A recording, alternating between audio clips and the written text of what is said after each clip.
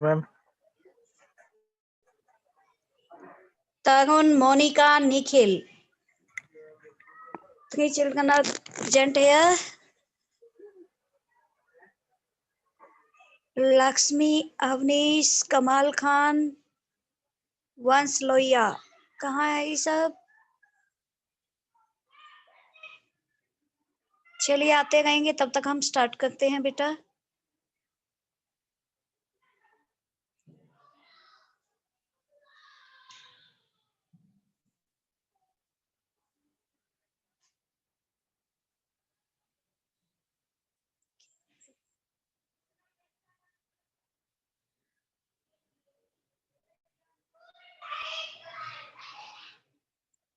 Chapter शुरू करने से पहले मैं आपको वर्ड मीनिंग पढ़ा देती हूँ. आपको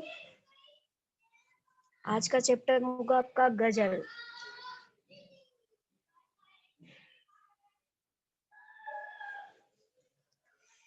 मयस्सर. मयस्सर का मतलब होता है उपलब्ध.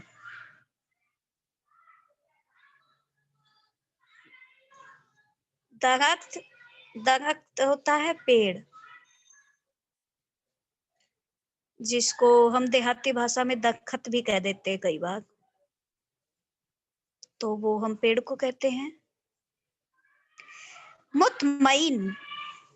मुतमईन मतलब इत्मीनान से, आश्वस्त यानी कि आराम से, तसल्ली बख्श. ये भी कह सकते हैं तसल्ली से, इत्मीनान से. बेकरार, बेचैन, आतुर. निजाम. निजाम मतलब शासन या राज, जैसे ब्रिटिश शासन जो था, निजाम. एहतियात. एहतियात कहते हैं सावधानी. कहते हैं ना किसी भी काम में एहतियात बरतनी चाहिए, मतलब उसको एहतियात से करना चाहिए, सावधानी से करना चाहिए, सावधानी बरतनी चाहिए. बहाग. बहाग होता है छंद. अशक. अशक होता है प्रभाव. किसी चीज पर किसी चीज का कितना असर पड़ा, मतलब या तुम्हारे ऊपर तो कोई असर नहीं है, कोई प्रभाव नहीं है, ऐसे कहते हैं ना. कितना भी समझा लो, इन पर कोई असर नहीं होगा, मतलब कोई इस बात का कोई प्रभाव नहीं होगा, उसको कहेंगे असर. इनमें थोड़े से टफ वर्ड है ये, तो इसलिए ध्यान दीजिए बेटा. कुछ बच्चे इंक्रीज हुए हैं हमारे. जी नहीं, उतने के उतने ही है अभी.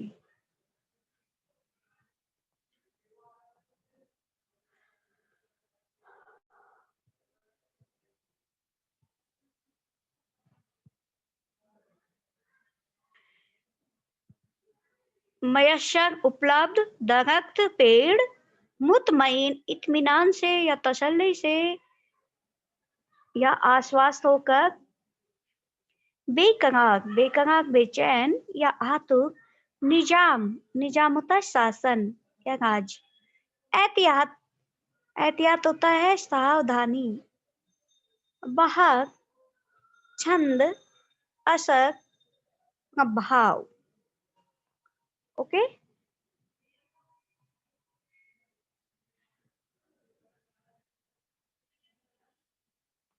नई स्क्रीन शेयर करेंगे.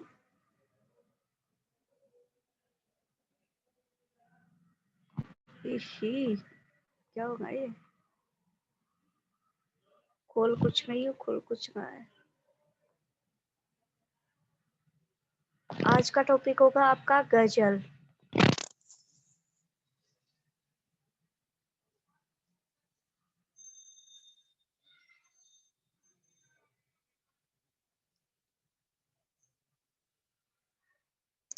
मेरे सीने में नहीं तो तेरे सीने में सही, हो कहीं भी आग लेकिन आग जलनी चाहिए. दुष्यंत कुमार जी कह रही हैं. बड़ी ही अच्छी पंक्तियां लिखी है उन्होंने. मेरे सीने में नहीं तो तेरे सीने में सही, हो कहीं भी आग लेकिन आग जलनी चाहिए.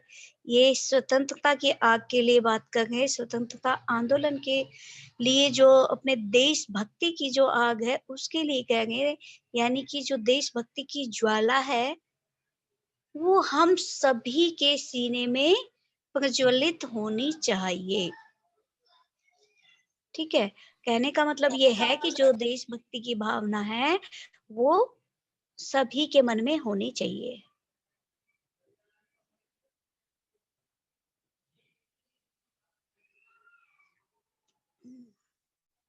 अब थोड़ा-सा हम लेखक को नीचे पढ़ लेते हैं। दुष्यंत कुमार। दुष्यंत कुमार का जन्म 1933 ईस्वी में राजपुर नवादा गांव उत्तर प्रदेश में। ये ज्यादातर उत्तर प्रदेश के ही राइटर आ गए हैं यहाँ। तो इनका जन्म उत्तर प्रदेश के नवादा गांव के राजपुर जिले में।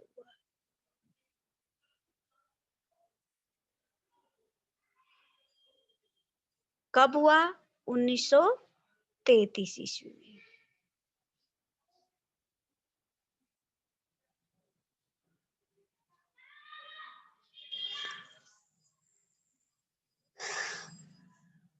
उन्नीस सौ तैतीस ईस्वी में राजपुर जिले के नवादा गांव में, कहा उत्तर प्रदेश में, जो कि अभी उत्तर प्रदेश में है, वहां पर 1933 ईस्वी में इनका जन्म हुआ। किनका?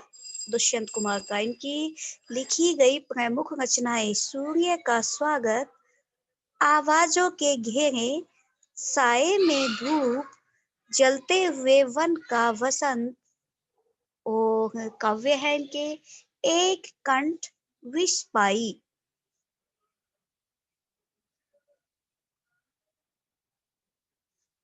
गीति नाट्य है इनके छोटे छोटे सवाल, आंगन में एक वृक्ष, ओ दोहोगी जिंदगी।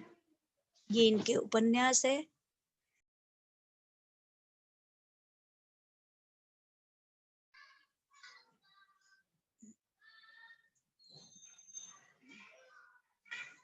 ठीक है, गीति काव्य थे आपके एक कंठ विषाई, और नीति नाट्य थे छोटे छोटे सवाल, आंगन में एक वृक्ष, और दोहोगी जिंदगी ये है उपन्यास। लेकिन इनकी मृत्यु कब होगी? 1975 में। जन्म कब हुआ था? 1933 में, और 1975 ईस्वी में इनकी मौत भी हो गई, यानी कि 42 इयर्स।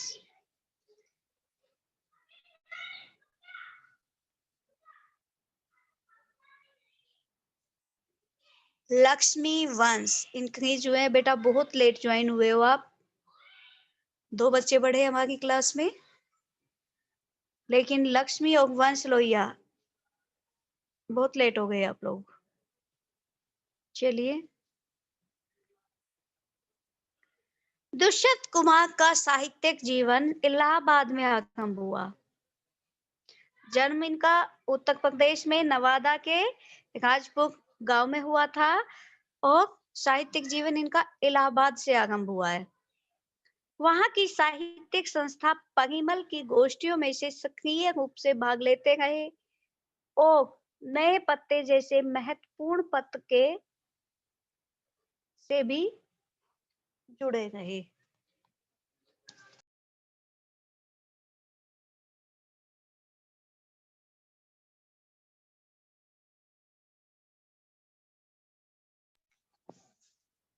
दुष्यंत कुमार द्वारा रचित गजल।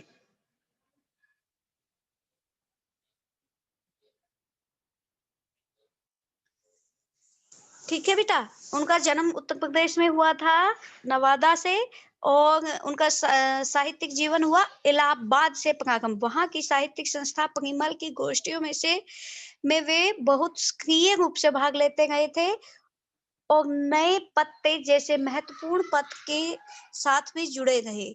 आजीविका आजीविका के लिए आजीविका के लिए आकाशवाणी और बाद में मध्य प्रदेश के राजभाषा विभाग में भी उन्होंने काम किया, यानी कि इन्होंने जॉब की थी आकाशवाणी और मध्य प्रदेश की राजभाषा विभाग में। अल्पायु में ही उनका देहावसान हो गया, किंतु इस छोटे जीवन की साहित्यिक उपलब्धियां कुछ छोटी नहीं है। गजल की विधा को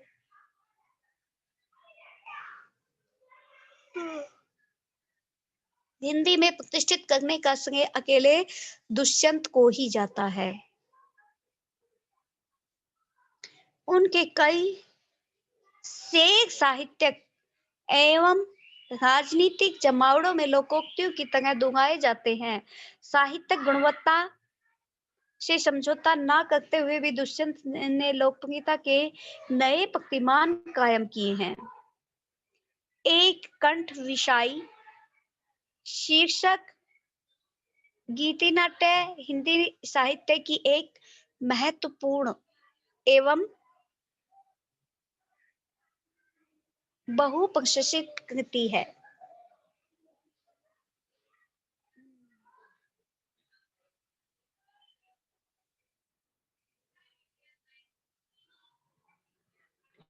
नेक्स्ट पेज शेयर करते हैं, इसमें नहीं दिखना ठीक से।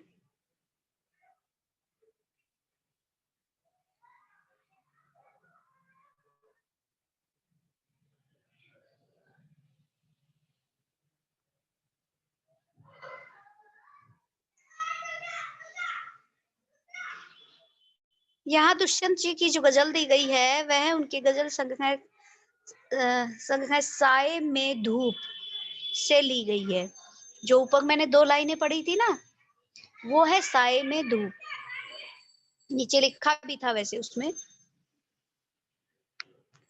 गजलों में शीर्षक देने का कोई चलन नहीं है, इसलिए यहाँ कोई शीर्षक नहीं दिया जा रहा है। गजल एक ऐसी विधा है जिसमें सभी शेर अपने आप में मुकम्मल और स्वतंत्र होते हैं। उन्हें किसी क्रम व्यवस्था के तहत पढ़े जाने की दरकार नहीं रहती।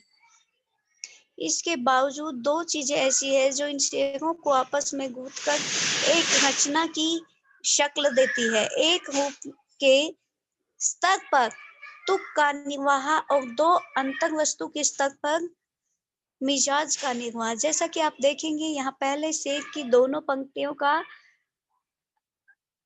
तुक मिलता है और इसके बाद सभी शेरों की दूसरी पंक्ति में उस तुक का निर्वाह होता है। आमतौर पर गजल के शेरों में केंद्रीय भाव का होना जरूरी नहीं है, लेकिन वहां पूरी गजल एक खास मनय स्थिति में टिकी हुई है जान पड़ती है। राजनीति और समाज में जो कुछ चल रहा है उसे खारिज करने और विकल्प की तलाश को मान्यता देने का भाव एक प्रकार से इस गजल का केंद्रीय सूत्र बन गया है। इस प्रकार दुष्यंत की यह एक गजल हिंदी गजल का सुंदर नमूना प्रस्तुत करती है।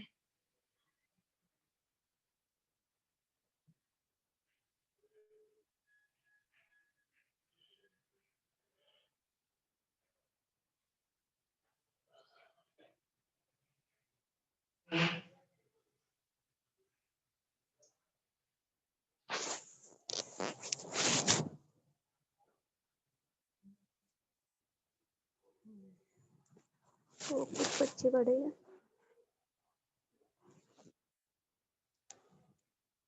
ज्यादा तो हमारे पास आते ही नहीं।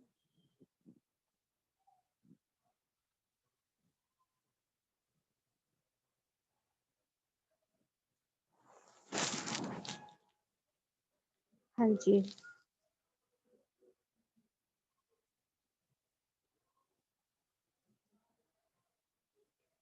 दुष्यंत कुमार द्वारा रचित गजल।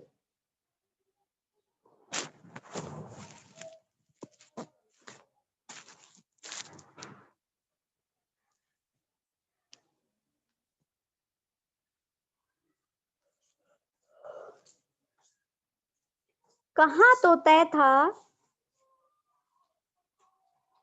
चिरागा हर एक घर के लिए, कहाँ चिराग मयस्सर नहीं शहर के लिए। मयस्सर हमने क्या पढ़ा था अभी अभी? उपलब्ध। यहाँ दरख्तों के साथ में धूप लगती है। दरख्त क्या पढ़ा था? पेड़। चलो यहाँ से चल और उम्र भर के लिए। बेटा इसमें कई एक वर्ड आए हैं जिनका मीनिंग मैंने पहले बता दिया, फिर से बता, कहाँ तो तय था, चिराग हर एक घर के लिए। चिराग मतलब दीपक और तय था मतलब निश्चित था। कहाँ चिराग मयस्सर नहीं शहर के लिए, मयस्सर बताया उपलब्ध, हमने पहले ही पढ़ा। यहाँ दरख्तों के साथ में धूप लगती है, दरख्त मतलब पेड़, दरख्तों के साए में धूप लगती है, साए मतलब उनकी छाया में भी धूप लगती है, दरख्तों की छाया में भी धूप लगती है मतलब पेड़ों के नीचे भी धूप लगती है। इसका मतलब क्या है, कष्ट होते हैं, दुख मिलते हैं। चलो यहाँ से चल और उम्र भर के लिए, उम्र भर के लिए मतलब जिंदगी भर के लिए यहाँ से चला जाए। अब इनको सिर्फ अपने शब्द देने हैं, मीनिंग मैंने पढ़ ही दी है आपको। प्रसंग आपको लिखना सिखाया है खूब अच्छी तरह से। प्रस्तुत पद्यांश समाज पाठ्य पुस्तक, जो भी इस बुक का नाम है कौन सा है, आरोह, और भाग 1 है या 2 है, 1 है, क्योंकि 12th में 2 आ जाएगा, अभी 1 है। प्रस्तुत काव्यांश हमारी पाठ्य पुस्तक या प्रस्तुत पंक्तियां हमारी पाठ्य पुस्तक आरोह भाग 1 से में संकलित गजल से ली गई है या उद्गत है। यह गजल दुष्यंत कुमार द्वारा रचित है। कौन है राइटर, दुष्यंत कुमार जी।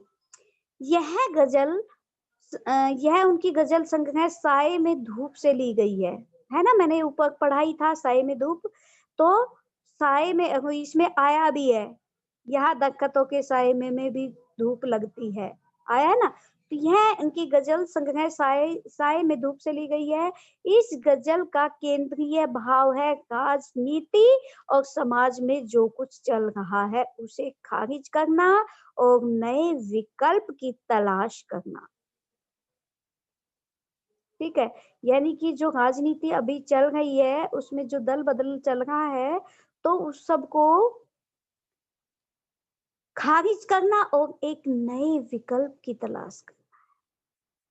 ठीक है, अब हम इन शब्दों को खोलते हैं जो लिखा, कहाँ तो तय था चिरागा हर एक घर के लिए, कहाँ चिराग में सर नहीं शहर के लिए, यहाँ दरख्तों के साए में धूप लगती है, चलो यहाँ से चल और घूम भाग के लिए।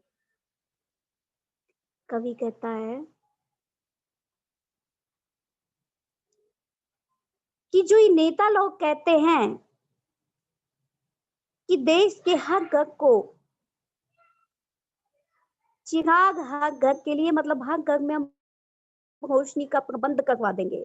कहा तो तय था, उन्होंने ये निश्चित कर दिया था कि चिरागा हर एक घर के लिए, हर एक घर में हम रोशनी का प्रबंध करवा देंगे। कहा चिराग मैसर नहीं शहर के लिए, लेकिन पूरे शहर के लिए भी एक चिराग मयस्सर नहीं हुआ। मयस्सर मतलब हमने क्या पढ़ा था, उपलब्ध। लेकिन पूरे शहर के लिए भी एक चिराग मैसर नहीं हुआ, अर्थात वो रोशनी की व्यवस्था, कहा तो ये था कि पूरे शहर में हम रोशनी की व्यवस्था करवा देंगे, लाइटें लगवा देंगे, ये सभी लोग करते हैं, वादे करते हैं, लेकिन पूरे शहर के लिए भी एक लाइट की व्यवस्था नहीं की, एक चिराग की व्यवस्था नहीं की, एक रोशनी की व्यवस्था नहीं की। यहाँ दरख्तों के साए में धूप लगती है, चलो यहाँ से चल और उम्र भर के लिए।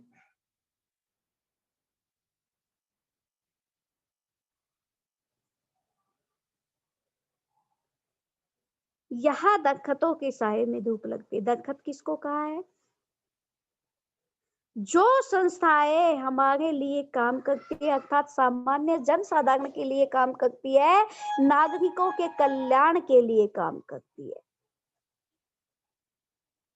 उनके लिए कहा है दरख्त यानी कि पेड़। इन दरख्तों के नीचे जो छाया मिलती है उसकी बजाय तो हमें धूप मिल रही है। यहाँ दरख्तों के साए में धूप लगती है, यहाँ जो पेड़ों के छाया, पेड़ों के नीचे छाया मिलनी चाहिए, लेकिन हमें तो इन पेड़ों के नीचे हमें धूप ही मिल रही है। कहने का मतलब क्या है कि यहाँ भी हमारा शोषण ही हो रहा है, हमसे सिर्फ और सिर्फ काम करवाया जा रहा है, हमारा शोषण किया जा रहा है। से उम्र चलो यहाँ से चल और उम्र भर के लिए। कवि, कवि कौन? दुष्यंत जी कह रहे हैं, क्या कह रहे हैं? चलो यहाँ से चले और उम्र बस के लिए, यानी कि ऐसी आर्थिक व्यवस्थाओं से दूर अपना जीवन बिताए, यहाँ से चलिए। क्यों? क्योंकि यहाँ पर तो आम नागरिक का सिर्फ और सिर्फ शोषण ही होता दिखाई दे रहा है। यहाँ पर हमें निराशा के अलावा कुछ नहीं मिलेगा। समझ में आया बच्चों? हाँ जी, सुन भी रहे हो बेटा? Yes ma'am. हाँ, समझ में आया? Yes ma'am. बड़े भेद की बातें बताई हुई है, लिखने में बहुत सिंपल लिखा है, लेकिन बड़ी मार्मिक बातें बताई गई है। ये बहुत बड़ा ही करारा कमेंट किया हुआ है आज की राजनीतिक अर्थव्यवस्था पर, है ना? कहाँ तो तय था चिरागा हर एक घर के लिए, यानी कि जो राजनेता है, नेता लोग हैं, इन्होंने वादा किया था कि हर घर में रोशनी उपलब्ध कराएंगे, लेकिन कहाँ चिराग मयस्सर नहीं शहर के लिए, पूरे शहर के लिए भी एक रोशनी का दीपक यानी कि रोशनी की कोई व्यवस्था नहीं हुई है। यानी कि उन्होंने जो घोषणाएं की थी, जो वादे किए थे, वो वादों पे कायम नहीं रहे हैं। यहाँ दरख्तों के साए में भी धूप लगती, चलो यहाँ से चले और उम्र भर के लिए। यानी कि जो संस्थाएं हमारे भले के लिए काम कर रही थी, लेकिन वहां भी हमें कष्ट ही मिल रहा है। कहने का मतलब है वो सिर्फ हमारा शोषण ही कर रही है।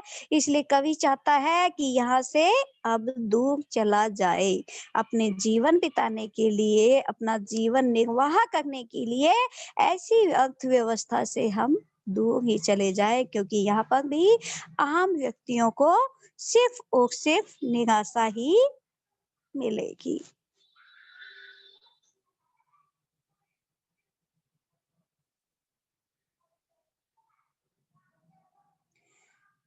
आजादी के बाद क्या तय हुआ था? इन्हीं पंक्तियों में आंसर आपके सामने है बेटा, बिल्कुल सामने है, आंखों के सामने है, जल्दी बताइए। और ये हर बार होता है, कोई नई बात नहीं है। Give me answer everyone please.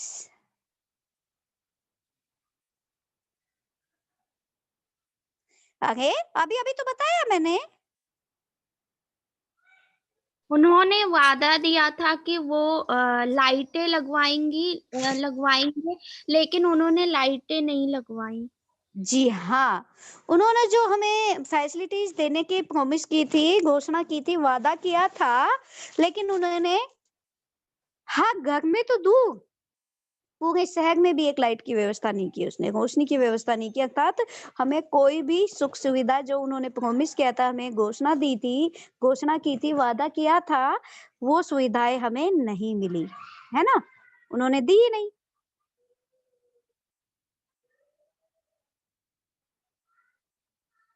आज की स्थिति के विषय में कवि क्या बताना चाहता है?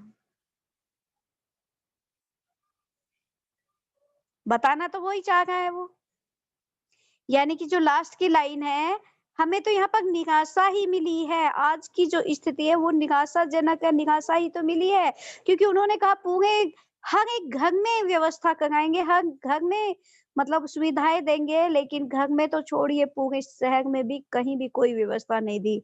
इसलिए लोगों का जीवन मुश्किल हो गया, और कवि कह रहा है कि चलो यहाँ से अपना जीवन बिताने के लिए कहीं और चला जाए।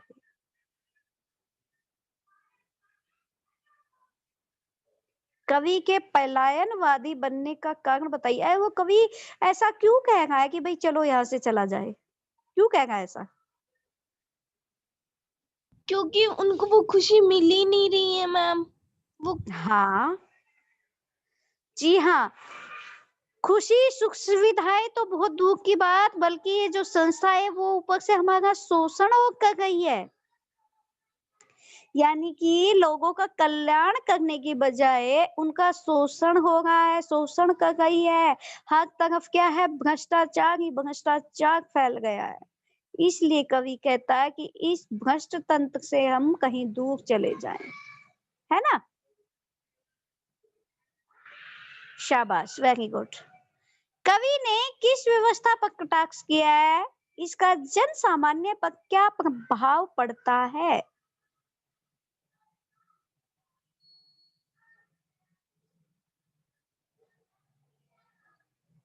ओबियसली बताइए, लास्ट लाइनों में स्पष्ट लिखा भी है। पेड़ वाला मैम। नहीं, झूठी घोषणा वाला बेटा। पेड़ वाला तो उसमें आ गया ना, शोषण वाले में आ गया पेड़ वाला तो, कि छाया देने के बजाय हमारा धूप दे रहे हैं। मतलब हमें उम्मीद तो थी कि सुख सुविधाओं की, और ऊपर से हमारा ही शोषण किए जा रहे हैं। पेड़ वाले का अर्थ ये हो गया बेटा कि बजाय छाया देने के धूप दे रहे हैं, मतलब हमें सुख सुविधा देने के बजाय हमारा ही शोषण कर रहे हैं, ये अर्थ हुआ उसका। ये है कवि ने किस व्यवस्था पर कटाक्ष किया है। अरे राजनीतिक व्यवस्था पर कटाक्ष किया है, साफ साफ है ना। इन नेताओं की झूठी घोषणाओं पर, झूठे वादों पर, भ्रष्ट शासन पर, है ना, कमेंट किया है ना, इस पर कहा व्यंग किया है। और इसका जन सामान्य पर क्या प्रभाव पड़ता है।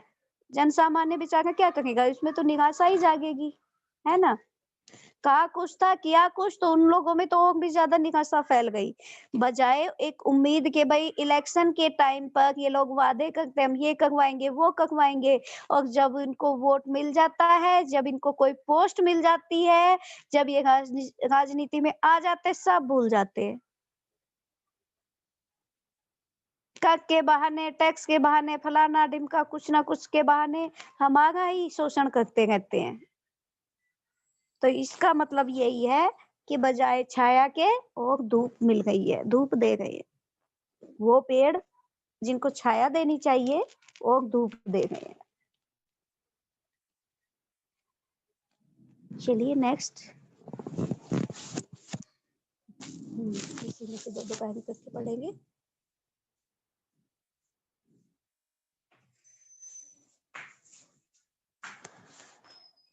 हाँ, ना हो कमीज तो पांव से पेट ढक लेंगे। ये लोग कितने मुनासिब है इस सफर के लिए।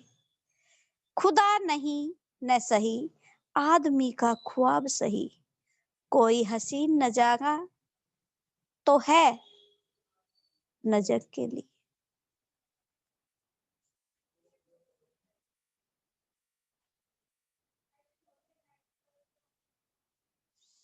बड़ी अच्छी लाइनें हैं। ना हो कमीज तो पांवों से पेट ढक लेंगे। देखिए, जब किसी को ठंड लगती है तो वो सिकुड़ कर बैठता है, अपने घुटने ही अपने छाती में लगाकर चिपक के बैठ जाता है ना। पैरों को मोड़ के अपने आप को सिकोड़ लेता है ना, ठंड से बचने के लिए। तो वही लाइनें, ना हो कमीज तो पांवों से पेट ढक लेंगे। ये लोग कितने मुनासिब है इस सफर के लिए। मुनासिब मतलब उपयुक्त, अनुकूल, इस सफर के लिए, मतलब इस रास्ते के लिए, इस यात्रा के लिए। खुदा नहीं न सही, आदमी का ख्वाब सही, कोई हसीन नजारा तो है नजर के लिए। खुदा यानी कि वो भगवान, और ख्वाब सही मतलब सपना, हसीन, हसीन नजारा, सुंदर दृश्य। हसीन नजारा तो है नजर के लिए, सुंदर दृश्य है नजर के लिए, मतलब आंखों के लिए। ये देखो, वो उस किसी की मजबूरी को हसीन नजारे का नाम दे रहे हैं।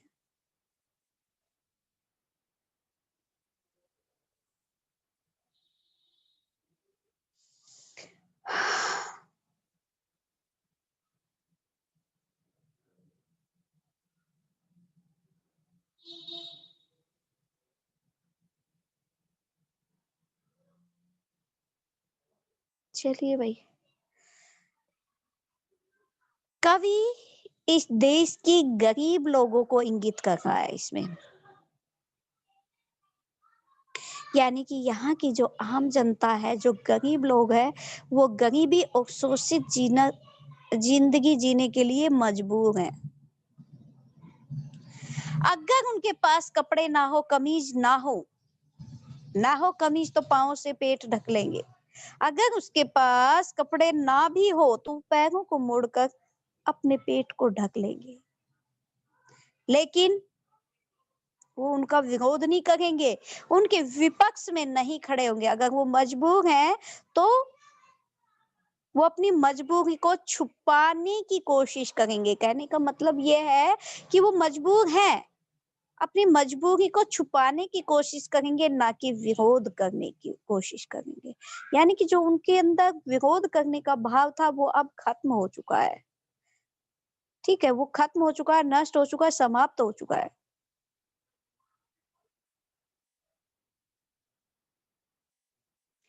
ये लोग कितने मुनासिब है इस सफर के लिए? किसके लिए कहा जा रहा? नेता लोगों के लिए। ठीक है, अपने इस सफर के लिए, अपनी इस यात्रा के लिए, इस रास्ते के लिए कितने उपयुक्त है। मुनासिब मतलब उपयुक्त, हमने अभी अभी पढ़ा था अनुकूल या उपयुक्त। तो ये लोग कितने उपयुक्त है अपने इस सफर के लिए, इस रास्ते के लिए, अपनी इस यात्रा के लिए। खुदा नहीं न सही, आदमी का ख्वाब सही, कोई हसीन नजारा तो है नजर के लिए।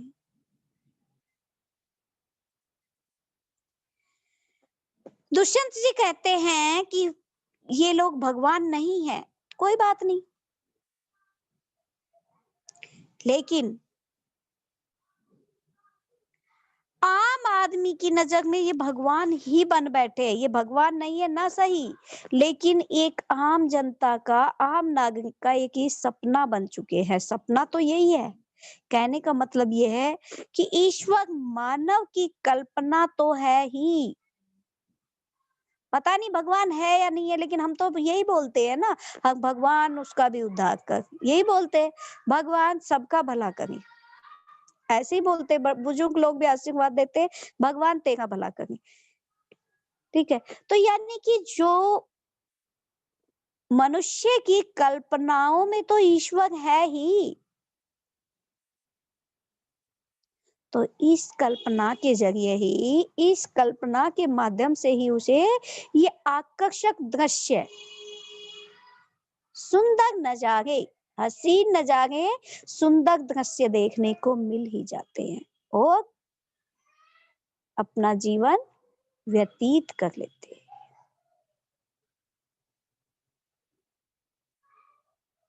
यानी कि यहाँ की जो जनसाधारण है वो इतने गरीबी में इतने मजबूर हो चुके हैं कि मतलब अपनी मजबूरी को वो छुपा लेते हैं। यानी कि उनके पास कपड़े भी ना हो तो अपने पैरों को मोड़कर वो अपने तन को ढक लेते हैं। और ये जो नेता लोग हैं वो इस यात्रा के लिए कितने उपयुक्त है, कितने अनुकूल है। यानी कि अपने मतलब के लिए, अपने स्वार्थ के लिए वो उपयुक्त है। आम जनता की कल्पना में वो ईश्वर हो ना हो, यानी कि ईश्वर अगर नहीं भी है तो भी कोई बात नहीं, लेकिन उनकी कल्पना में तो है। और उनकी कल्पना के जरिए ही वो सुंदर नजारे को देखते हैं। यानी कि वो कहते हैं कि भगवान इस सुंदर नजारे को देख रहे हैं।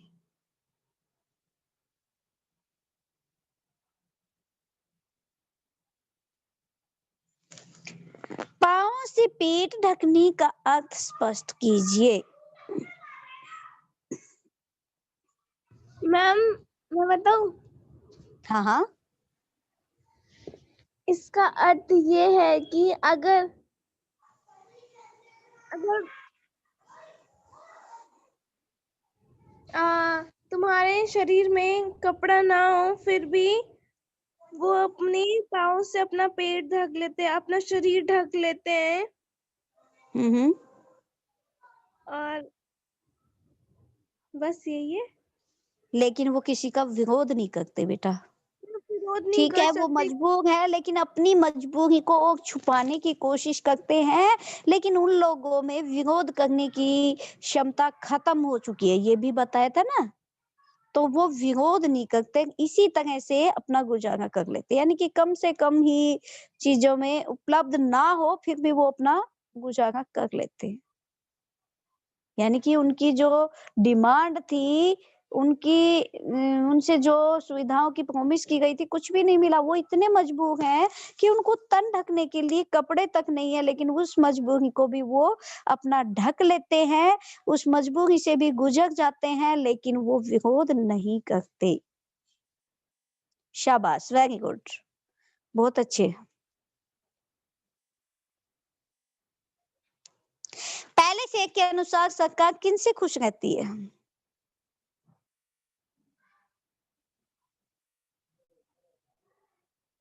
हम फिर से बोलना क्वेश्चन। पहले से के अनुसार सरकार जो है किनसे खुश रहती है? ये पहले वाले क्वेश्चन में ही आपका जवाब आ चुका है। जो विरोध नहीं करते हैं। हाँ, शाबाश, वेरी गुड। उन्हीं लोगों से सरकार खुश रहती है जो कोई भी विरोध ना करे, मतलब परिस्थितियों से समझौता कर ले, कैसी भी परिस्थितियां हो उन सब से एडजस्टमेंट कर ले, लेकिन कोई भी उसका विरोध ना करे। तभी तो वो अपनी मनमानी चलाती है। अगर उनके खिलाफ खड़ी हो जाए जनता, भाई तुमने ये बोला था हमें ये फैसिलिटीज चाहिए, ये सुविधाएं हमें चाहिए, तो हो सकता है वो भी मजबूर होके झुकना पड़े और वो हमें सुविधाएं मिल जाए। लेकिन हम क्या करते हैं कि जैसा चल रहा वैसा चल रहे दो, हम अपनी परिस्थितियों से समझौता कर लेते हैं और वो लोग उसी चीज का फायदा उठाते हैं। तभी तो वे निरंकुश शासन करते हैं, सरकार हमारे ऊपर शासन करती है, राज करती है और हमारा ही शोषण करती है। लिखा है ना कि छाया देने के बजाय धूप देते और ऊपर से हमारा शोषण भी करती है।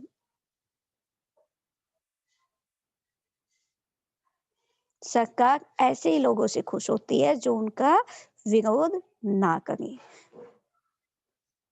क्यों? क्योंकि तभी वो अपना निरंकुश शासन चला पाते हैं, अपनी मनमानी कर पाती है और लोगों का शोषण करती है।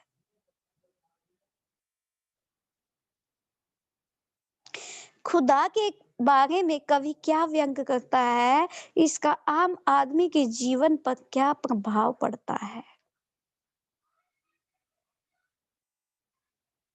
मैम वह कहते हैं कि अ, वो जो गरीब लोग होते हैं ना, वो लोग उनको खुदा खुदा मानते हैं।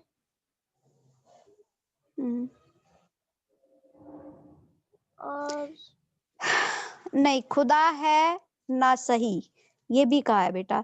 तो उन्होंने कहा है कि खुदा है तो ठीक है, नहीं है तो नहीं है। ये कहा ना, खुदा के बारे में कहा गया कि खुदा का कोई अस्तित्व नहीं है, ये केवल कल्पना है। अभी मैंने कहा था ना, और आम आदमी ईश्वर के बारे में सुंदर कल्पना करता है, इसी कल्पना के साथ ही अपना जीवन बिता देता है।